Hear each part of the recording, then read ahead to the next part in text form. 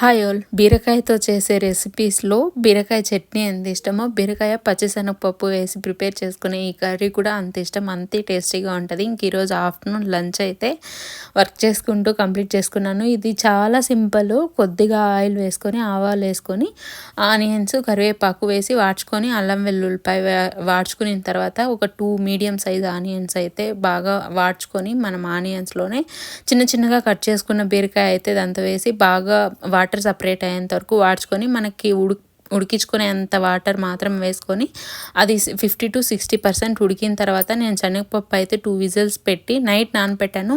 Morning ఒక 2 whistles పెట్టేసి దీంతో ఆ వాటర్తో సహా యాడ్ చేసేసుకొని ఉప్పు, కారం, ధనియాల పొడి, పసుపు ఇది మాత్రమే యాడ్ చేశాను. యాడ్ చేసి ఉడికించుకునేసి దించుకుంటే చాలా బాగుంటుంది. రైస్ కాంబినేషన్కి, చపాతీ కాంబినేషన్కి ట్రై చేయండి కంపల్సరీగా. ఇంకా ఇంతే వీడియో లైక్ చేసి సబ్స్క్రైబ్ చేసుకోండి. Bye bye.